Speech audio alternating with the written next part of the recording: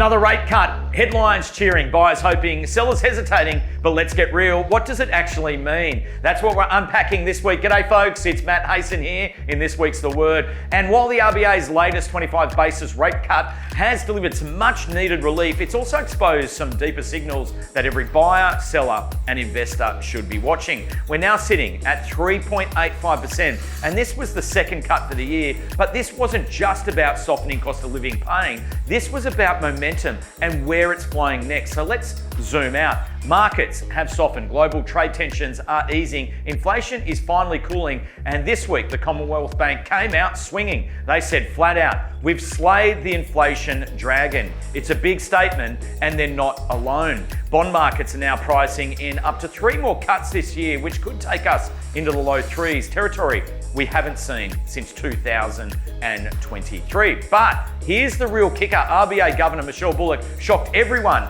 by revealing the board debated a 50-point cut this week. Not just mentioned it, actually debated it. So far, so good, she said, like it was a casual chat over a coffee, not the country's interest rate lever. Now, that's a huge shift in posture. The RBA is now more concerned about slowing things down too much than inflation overheating again. And that shift has serious consequences for property. Bullock also made one thing crystal clear. She's not losing sleep over house prices. If the right thing to do is to cut, we have to accept what might imply for housing. Translation, if prices rise, so be it. But let me give it to you straight. For most of Sydney property right now, it feels like we're in round 11 of a title fight. It's bruised, it's exhausted, buyers have been cagey, and sellers have been worn down.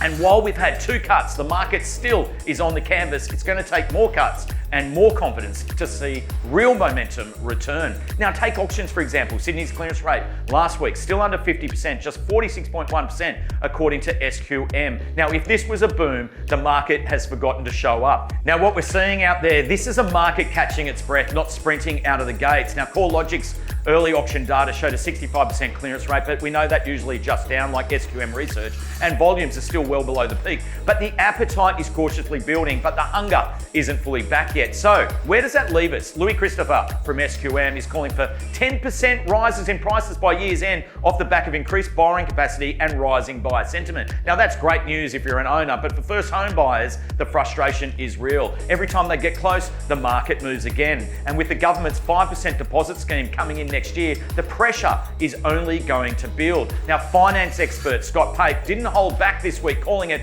totally stupid, saying we're encouraging people into one of the most expensive markets in the world on shallow financial foundations. So yes, rates are coming down, but so is patience. Now let's talk about what this means on the ground. Now, if you're a mortgage holder, there's real relief. This cut alone saves around $114 a month on a $750,000 loan. And most of the banks, NAB, CBA, ANZ, Macquarie, have already passed on this rate cut. Now, if you're a buyer, your borrowing power just got increased, but so did potentially competition. The window's open now, but it won't stay that way forever. Now, if you're a seller, this is a moment to act with strategy. The market isn't flooded, but there's new energy returning. So price with precision, market smart, and you'll attract serious interest. This is a moment where confidence and caution live side by side. And that's the balance here at Cobden Hayson. We walk informed, steady, and always one step ahead. So that's the word for this week. Thanks so much for watching, and I look forward to catching you